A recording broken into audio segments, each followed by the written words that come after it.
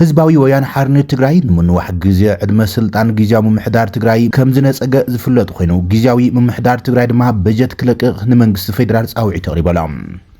ሰበስልጣን ሓይልታት ኢትዮጵያ ኣብ ዞባ ምዕራብ ትግራይ ብዛዕባ ዝፍጽሞም ዘሎም ኣብ ልዕሊ ተጋሩ ዒላማ ዝገበሩ ስጉምታት መሰረት ብምግባር እውን ዝርዝር ጸብጻብ ወፅሎም ሓድሽ ምዕባለ ካብ ኣስመራ ተሰሚዑ ኣሎ ኣቶ ኢሳያስ ኣፍወርቂ ብዕልዋ ከም ዝተፈተነን ካብቲ ዕልዋ ከም ዘምለጠን ዘመልክት ጸብጻብ ድማ ወፅሎም ኣብ ሱዳን ብኢማራትስ ዓረብ ዝምወሉ ዕሱባት ኣብ ሱዳን ዝገብርዎ ዘለው ቃልዕ ኩናት ኣዘራራቢ ኮይኑ ወፅሎም ኣብ ሱዳን ተሳትፎ ሓይልታት ወፃኢ ዝምልከት ሓድሽ ዝርዝር ጸብጻብ ወፅሎም ብዛዕባ እዚ እውን ብዝርዝር ክንነግረኩም ኢና ክቡራት ተኸታተልትና ግዙፍ ኩባንያ ሜታ በኢንስታግራም ትግራዋይ ቃሉ ፖቲክስ ክሰርሕ ዓዲሞም ሓይልታት ትግራይ ኣብ ክልል ኣምሓራ ንሓንቲ ከተማ ከም ብሓዱሽ ከም ዝተቆጻጸሩ ዘመልክት ጸብጻብ ዶቼ ቬለ ዘርጊሕሎም ትግራዋይ መንእሰይ ዓለም ካሕሳይ ድማ ፈጻሚ ዳይሬክተር መንእሰያት ኢትዮጵያ ንሰላም ልምዓትን ኮይኑ ከም ዝተሾመ ተገሊጸሎም ቀዳማይ ሚኒስትር እስራኤል ቤንጃሚን ኔታንያሁ ንኢራን ዓለማዊ ዕንወት ከምጽእ ዝኽእል ሰዓብን ኣጠንቂቑ ዝብሎም ዝተፈላለዩ ሓደሽትን ወናዊ ዝርዝር ምዕባለታትን ክነካፍለኩም ኢና ካብ ትግራይ ሆራይዘን ዝኽብረ ሰላምታና ኣብ ዘለኹም ይብጻሕኩም ዜናታትና ሰብስክራይብ ላይክ ሼር እንዳገበርኩም ተኸታተሉ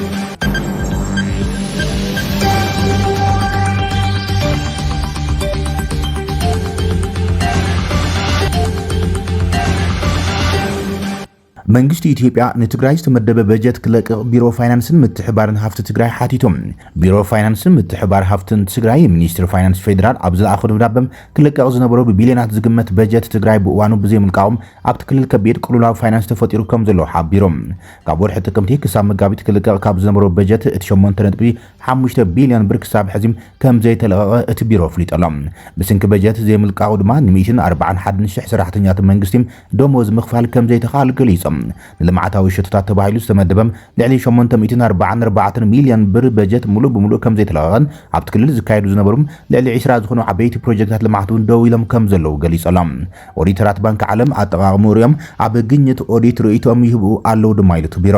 ስለዝኾነ መንግስቲ ኢትዮጵያ ዘሎ ጸገም ተረዲኡ ክልቀቕ ዝግብኦ በጀት ትግራይ ንኽለቅቕ እዩ ሓቲቶም ኣብ 2018 ዓመተ ምህረት ንትግራይ ዝተመደበ በጀት 23.6 ቢልዮን ብር ኮይኑ ክሳብ ወርሒ መጋቢት ክለኣኽ ዝግብኦ በጀት 17.1 ቢልዮን ብር ነይሮም ይኹን በር ክሳብ ሕዚ ዝተለኣኸ 8.5 ቢልዮን ብር ጥራሕ እዩ ክብል እዮም ቢሮ ምትሕባር ልምዓት ፋይናንስ ትግራይ ገሊጹ ዘሎ ናብ መንግስቲ ፌደራል ኣብ ዝለኣኸ ደብዳቤ ቀዳማይ ሚኒስትር ኢትዮጵያ አብይ አሕመድ ናብ ትግራይ ዝለኣኽ በጀት ሰበስልጣን ህወሓት ናብ ምድላው ኩናትን ዘይግቡእ ኩነታትን የውዕልዎ ከም ዘሎ ከሲሱ ከም ዝነበረ ይዝከር እዮም ህወሓት እውን ብውሳነ መንግስቲ ፌደራል ንሓደ ዓመት ሰናውሕ ዕድመ ስልጣን ጊዜያዊ ምምሕዳር ታደሰ ወረደም ነፂግዎ ንምኸተ ከም ዝዳልወን ነባር መንግስቲ ማለት እውን ቅድሚ 6 ዓመታት ዝተመረጸ መንግስቲ ናብ ቦቱን ምምላስ ከም ዝወሰነ ዝፍለጥ እዮም ሰበስልጣን ሓይልታት ጸጥታን ኢትዮጵያ ኣብ ዞባ ምዕራብ ትግራይ ኣብ ልዕሊ ተጋሩ ምግሃስ መስላት እንዳፈጸሙ ሕዝቡን ይቕጽሉ ከም ዘሎም ዓለም ለኻዊ ጸብጻብ ከሲሶም ዘይሕጋዊ ማእሰርቲ ከምኡን ኣብ ምንቅስቓስ ኣብ ስራሕ ኣብ ኣገልግሎት ምርካብ ከቢድ ገደብ ምግባርን ይቕጽል ከም ዘሎ እቲ ዓለም ለኻዊ ተሓለቐ ሰብኣዊ መስላት ዝኾነ ሂውማን ራይትስ ዎች ኣፍሊጦሎም ብሰሉስ 22 ማይዛ 2026 ዕላዋ ኣብ ዝገብሮ ጸብጻብ ኩናት ትግራይ ካብ ዘብቅዕ ኣስታት 4 ዓመት እኳ ኮይኑ ወንተሎም ዓሌታዊ ግሰት ብሰፊሑ ይቕጽሉ ዘሎ ኢሎም ኣብ ምጅማር እዋን ኩናት ትግራይ ጀሚሮም ካብቲ ከባቢ ባሩ ተጋሩም ሕዝቡን ኣብ ዝተፈላለዩ ከባቢታት ታክልን ኣብ ዝርከቡ ማዓስከራት ስደተኛት ኣብ ዘስካሕክሕ ኩነታት ከም ዝርከቡም ጸብጸባት የመላኽቶም እቶም ኣስታት 1 ሚልዮን ዝኾኑ ዜጋት ብፍላይ ምስ ምፍራም ውዕሊ ፕሪቶሪያ ተኣሳሲሮም ናብ መረበቶም ክምለሱ ተስፋ ገይሮም ዝነበሩ ኮይኖም ዛጊድ ግን ኣይተመለሱን ኣብ ዞባ ምዕራብ ትግራይ ካብ እዋን ኩናት ጀሚሮም ኣብ ትሕቲ ሓይልታት ኣምሓራ ወይ ድማ ወልቃይት ኢሎም ዝጽውዕዎ ዕጡቃት ኣምሓራ እዩ ኣትዩ ዝርከብ እቲ ኩነታት ነቲ ኣብ መንጎ ክልቲኦም ተፈራረምቲ ስምምዕነት ፕሪቶሪያ ዝኾኑ ሰብ መዚ ህወሓትን መንግስቲ ፌደራል ዘሎ ወጥሪ ዝያዳ ካብ ዘጋዱ ጉዳያት ኮይኑ ቀፂለላ መንግስቲ ፌደራል ቅድሚ ኩሉን ተመዛበልቲ ናብ መረበቶም ክምለሱሞ ብዓለም ዝመርጽዎ ኣካል ክመሓደሩ ክጠልብን ከሎም ነቲ ውዕል ዝፈረመ ህወሓት ብወገኖም እቲ ከባቢ ጸጥታዊ ውሕስነቱ ዝተሓለወ ከም ዘይኾነ ብምውጋት መጀመርታ እቲ ከባቢ ናብ ቅድመ ኩናት ዝነበረ ኩነት ናብ ምምሕዳር ክልል ትግራይ ክምለስ ከም ዘሎ ይጠለብ ምክትል ዳይሬክተር ኣፍሪካ ሂውማን ራይትስ ዎች ላቲሻ ባድር ኣብ ዞባ ምዕራብ ትግራይ ዝርከቡ ተጋሩ ኣብ ኩሉ መዳዊ ህይወቶም ከቢድን ንሰብኣዊ ክብሪ ዝግህስ ገደባትን የጋጥሞም ከም ዘሎ ገሊጻላ። ሰበስልጣን ኢትዮጵያ እቶም መሻርክቶምን ተጋሩ ብኣድማዒ መንገዲ ካልኣይ ደረጃ ዜጋት ክኾኑ ዝገብረ ተሓዛ ክቕፅል ኣሚኖም ዝተለዓሉ ይመስሉ ክትብሉን ከይሳላ። ኣብዚ እዋን ተጋሩ ካብ ከተማታት ወፃኢ ንክንቀሳቀሱም ካብ ቤት ጽሕፈት ወረዳ ግዝያዊ ፍቃድ ክሕዙ በቶም ኣብቲ ቦታ ዘሎም ኣብ ማሕደርቲ ክልል ኣምሓራ ይጉደዱ ከም ዘሎ ገሊጻላ። እንተኾነ ነቲ ፍቃድ ንምርካቡን ኣጸጋም ምዃኑን ሰበስልጣን እቲ ከባቢ ብተለምዶ ንሕክምና ምኽንያት ወይ ድማ ንኣረጋውያን ኣባላት ስድራቤት ንምሕጋዝ ጥራይ ከም ዝህብዎም ኣብ ጸብጻብ ኣስፊሮላ። እቶም ከምዚ ዓይነት ናይ ምንቅስቓስ ፍቃድ ረኺቦም ከምልጡ ዝኽኣሉም ሕዚ ናብቶም ልዕሊም 740,000 ካብቲ ከባቢ ዝተመዛበሉ ኣብ ግዝያዊ ማዓስከራት ዝርከቡም ይጽምበሩ እዮም ዘሎም። መንግስቲ ኢትዮጵያ ነቲ ሕዚ ዝወፀ ጸብጻብ ኣመልኪቱ ዝሃቦ ምላሽ እንተዘየሉካ ኣብ ማይዛ 2022 ዘውፅኦ ሓበራዊ ጸብጻብ ሂውማን ራይትስ ዎችን ኣምነስቲ ኢንተርናሽናልን ሓዊሶም ክስታት ዓሊታዊ ግፍዕታት ነጺግዎ እዮም።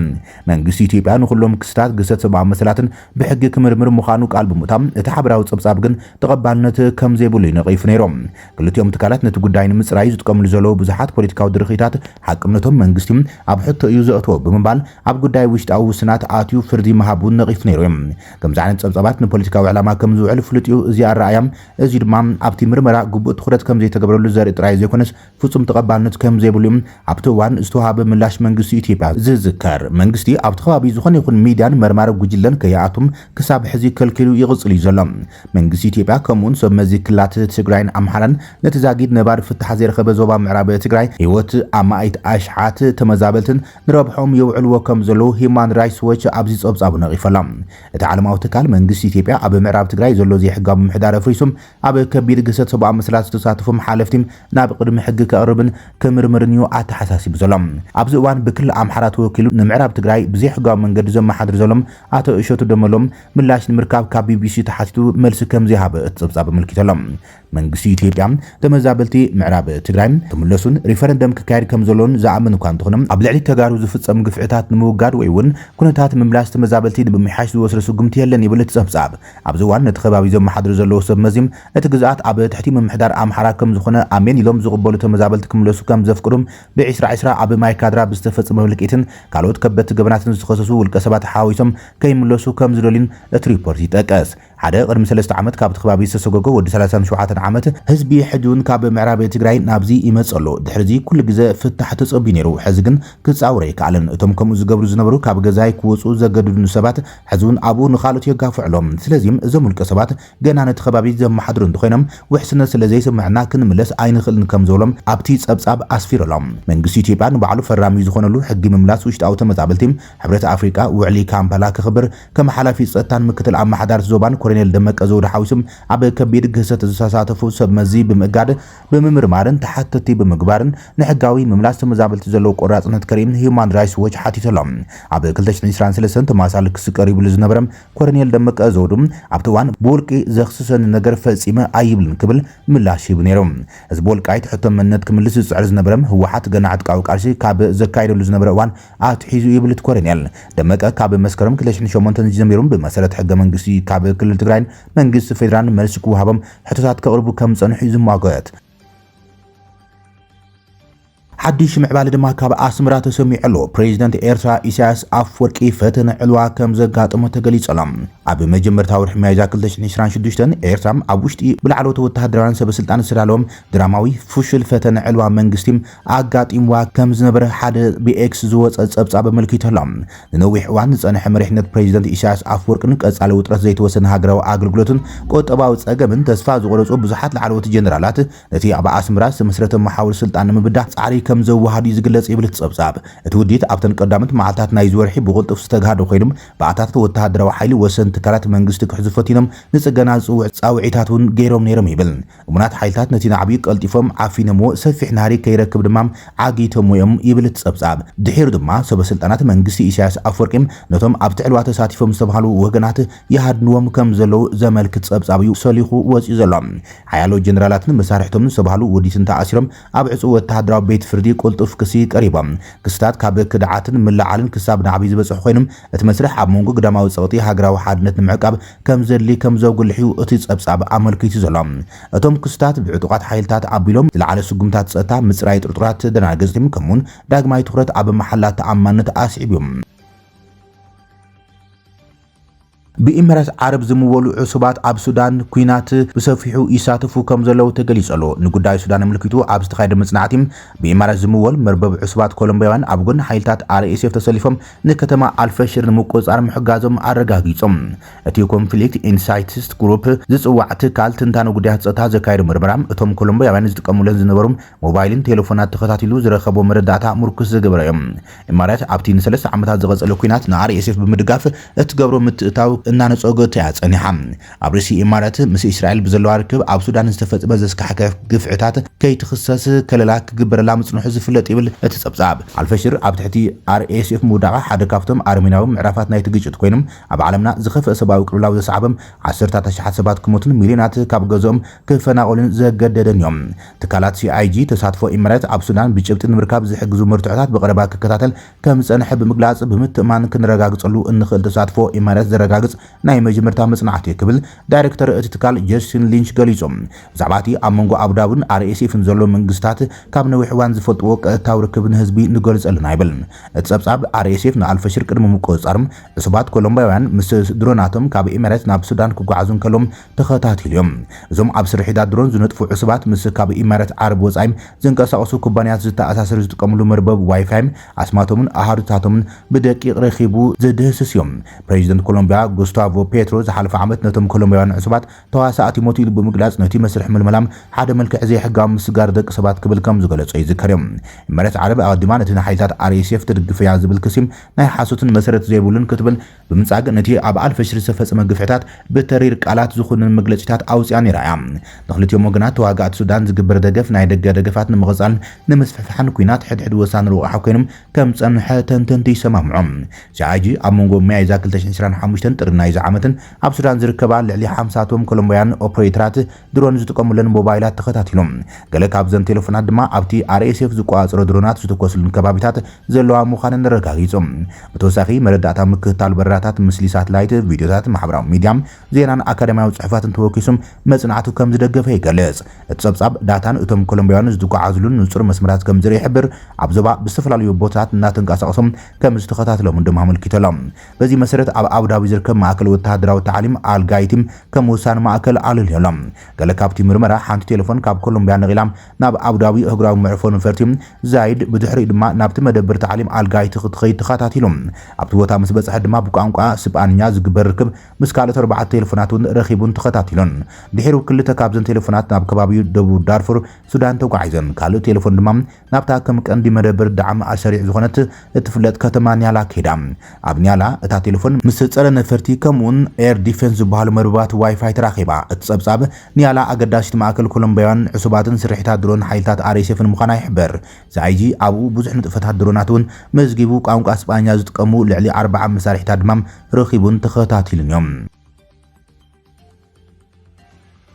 ግዙፍ ኩባንያ ሜታ ኢንስታግራም ምስ ትግራዋይ ቃሉ ፑቲክስ ክሰርሕ ዓዲሞም ዘገርም ጉዕዞ እቲ ትግራዋይ መንእሰይ ካብ ቃሉ ፑቲክስ ክሳብ ኢንስታግራም በፂሕሎም ስራሕና ኣብ ኢንተርኔት ብሚልዮናት ዝቁፀሩ ሰባት ክበፅሕ ሓደ ነገር እዮም እቶም ወነንቲ ቴክኖሎጂ ባዕሎም ኣብ ኣፍ ደገ ገዛና መፅኦም ሓቢርና ንሰርሕ ክብሉ ግን ካልእ ዛንታ እዮም መንእሰይ ቃሉ ፑቲክስ ነዚ ዛንታ ዳግማይ ታሪክ ንምስራሕ ጀሚሮሎም እዚ መንእሰይ ስርሑ ከም ዝፈቱም ንዝርዝር ነገራት ከም ዝተበልን ስነ ጥበባዊ ኤዲቲንግ ቪድዮ ከም ዝርዳእ ብተደጋጋሚ መስኪሩ እዮም ብዛዕባ ጫማን ክዳውንትን ዝገልጽ ሓደሽቲ ሓጸርቲ ቪድዮታት ዘርጊሖም ኣብ ኢትዮጵያ ጥራሕ ዘይኮነስ ኣብ መላእ ዓለም ድማ ልዕሊ 32 ሚልዮን ቪውስ ብምርካብ ንዓለም ኣዘራረቡ ኮይኖሎም ጽሬት ፈጠራዊ ስርሑ ንዓለም ምርኣይ ብጻዕርን ጽንዓትን ካብ ዝኾነ ቦታ ንዓለም ክትበጽሕ ከም እትኽእል ዓቢ ትምህርቲ ሂበሎ ንኡስ ቃሉ ፑቲክስ ኣማይት ሚልዮናት ተኸታተልቲ ዘለዎ ኣብ ዓለም እቲ ዝዓበየ ናይ ስእልን ቪድዮን ምክፋል መድረኽ ኢንስታግራም ብስራሕ ናይ መንእሰይ ተመሲጦም ቀጥታዊ ዕድመ ኣቕሪቡሎም እቲ ንኡስ ስነ ጥበባዊ በፂሕዎ ዘሎ ደረጃ ዘንጸባርቕ ኮይኑሎም እዚ ዕድል ንኢትዮጵያ ከምኡ ንትግራይ ዓቢ ትርጉም ክህልዎ እዮም እቲ መንእሰይ ኣብ ወግዓዊ ገጽ ኢንስታግራም ምስ ተቐረጸም ብሚልዮናት ዝቑጸሩ ሓደስቲ ሰባት ብዛዕባ ኢትዮጵያን ትግራይን ናይ ፈጠራ ዓቕሚ እቲ ሃገር ክመሃሩ እዮም ይብል ሜታ ኣፍልጦ ምርካብ ንንግዲ እቲ ፑቲክስ ብምባል ዝፍለጥ ቃሉ ፑቲክስ ጥራሕ ዘይኮነስ ንኻልኦት ኣብ ኢትዮጵያ ዝርከቡ ትካላት ምልክት ንግዲም ዓለም ለኸ ኣቓልቦ ንኽረኽቡ ኣብ ደገ ክኸፍት እዮም ካብ ኢትዮጵያ ንዓለም ክበጽሕ ኣይክእልን እየ ዝብል ጉጉይ ኣተሓስባም ብኣድማዕ መንገዲ ኣፍሪስወሎ ንኡስ ወዲ መቐለ ትግራዋይ ቃሉ ፑቲክስ ሓይልታት ትግራይ ንሓንቲ ከተማ ክልል ኣምሓራ ከም ዝተቆጻጸሩ ተገሊጹ ኣሎ። ሓይልታት ትግራይ ንከተማ ኣበርገለ ከም ዝተቆጻጸሩዋ ተሰሚዖም። ኣብ ወረዳ ኣበርገለም ኣብ ትሕቲ ብሄራዊ ክልላዊ ምምሕዳር ኣምሓራ ዞባ ዋግ ኽምራም ዳግማይ ዕጥቃዊ ግጭት ኣብ ዝሓለፈ ሰሙን ድሕሪ ምብጋሱም ሓይልታት ትግራይ ንከተማ ኣበርገለ ከም ዝተቆጻጸሩዋ ዶይቼ ቬለ ኣምሓርኛ ጸብጺበሎም። ኣብ ዝቐረባውን ኣብቲ ከባቢ ስራይ ዕጥቃዊ ግጭት ከቢድ ናይ ጸጥታ ስክፍታት ዘስዓበ ኮይኖም ዕጡቃት ትግራይ ናብታ ከተማ ከም ዝኣቶም ምንጭታት ውሽጢ ዓዲ ኣረጋጊጾምለይ ኢሎ ዶይቼ ቬለ። እዚ ፍጻመ ኣብ ደቡባዊ ከባቢታት ክልቲአን ዞባት ክልላት ዘሎ ጸጥታዊ ወጥሪ ዝያዳ ክጋዶን መዓልታዊ ንጥፈታት ነበርቲ ክድርትን ሰባት ካብቲ ከባቢ ክሃድሙ ክገብር ይኽእል እዩ ዝብል ስክፍታት ተስዒበሎም። ኣብዞም ከባቢታት ብተደጋጋሚ ዘይምርግጋዕን ዘቕንዑ ግጭታትን ንህይወት ሰባት ኣብ ሓደጋ ዘእቱም ወተሃደራዊ መጥቃዕታት ጥራሕ ዘይኮነም ዓብዪ ማሕበራውን ቁጠባውን ቅልውላውን ዘለወሉ ከባቢ ከም ዝኾነ እዩ እቲ ጸብጻብ ኣመልኪቱ ዘሎ። ኣብዘን ብተደጋጋሚ ግጭት ዘጋጥመለን ዘሎ ከባቢታት ደቡብ ክልል ኣምሓራን ትግራይን ነበርቲ ሰላም ንምምጻን ድሕነ ዜጋት ምሕላውን ሓላፍነት መንግስቲ ክወስድ ከም ዘለዎም ጻውዒቶም ዘቕርቡ ዘሎም። ኣብዚ ሕዝዋን ኣብ መንጎ መንግስቲ ፌደራልን ህወሓትን ኣጋጢሙ ዘሎ ከቢድ ወጥሪም ከምኡን መንግስቲ ፌደራል ሓይልታቱ ኣብ ክልል ኣምሓራ ምስ ጉጅለ ዕጡቕ ፋኖ ዘካይድዎ ዘለዎ ከቢድ ግጭት ንኣብዝሓ ሰሜናዊ ክፋል ሃገር ናብ ከቢድ ዘይምርግጋዕ ከም ዘእተዮም ዓለም ለኻውያን ጸብጻባት እውን ዘመልክቱ ዘለዎም። መንእሰይ ዓለም ካሕሳይ ፈጻሚ ዳይሬክተር መንእስያት ኢትዮጵያ ንሰላምን ልምዓትን ኮይኑ ተመዚዞም።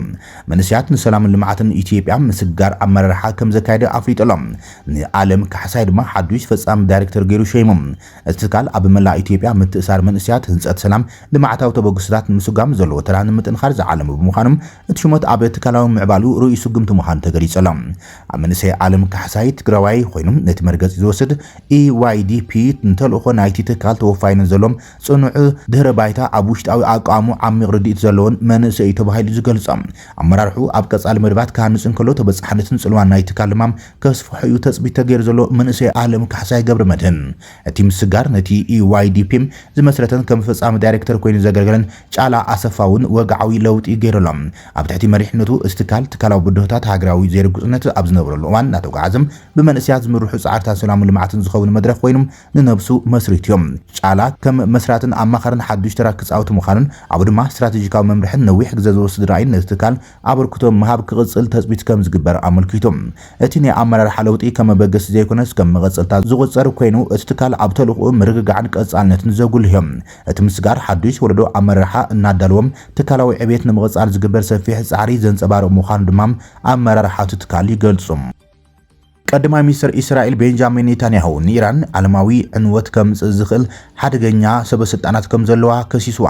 ቀዳማይ ሚኒስትር እስራኤል ቤንጃሚን ኔታንያሁ ጽኑዕ መጠንቀቕታ ብምሃብ መራሕቲ ኢራን ንዓለም ብታሪኽ ከቢድ ሓደጋ ከም ዝስዕቡ ደጊሙ ረጋጊጾም። እቲ ቀዳማይ ሚኒስትር ኢራን ኒውክሌራዊ ኣጽዋር ምድላይ ንህላዊ እስራኤል ቀጥታዊ ሓደጋ ከም ዝስዕብን እስራኤል ንምክልኻል ዝደለየቶ ክትገብር ምዃናን እዩ ኣጠንቂቖም። ኔታንያሁ ብተደጋጋሚ ኒውክሌራዊ ፕሮግራም ቴህራን ደው እንተዘይሎም ድሕነት መላእኽቲ ዞባ ኣብ ከቢድ ሓደጋ ከም ዝወድቑ እዩ ዘጠንቅቕ። ነቐፍቲ ኔታንያሁ ግን ከምዚ ዝኣመሰለ ሓያልን ቀጻልን ናይ ቃላት ኩናት ነቲ ድሮ ወጥሪ ዝመልኦ ዞባ ወጥሪ ዝያዳ ከጋዶን ናብ ዘይተሓሰበ ግጭት ከስዕቦን ይኽእል እዩ ዝብሎም ስክፍታቶም ይገልጸሎም። እስራኤል ንኒውክሌራዊ መደብ ኢራን ንምፍሻል ብዲፕሎማስያውን ብኻልእ መንገድታትን ክትደፍእ ምዃና ድማ ጽኑዕ መርገጺ ከም ዘለዋ እዩ ዝግለጽ። ክቡራትን ፍትዋትን ተኸታተልቲ ዜናታትና ናይ ሰዓት ዝበልናዮም ሓደሽቲ ምዕባለታትን እዋናዊ ዜናታትን ኣብዛዚምና ኣለና። ንሰናይ ምክትታልኩም ነመስግን። ሰላም።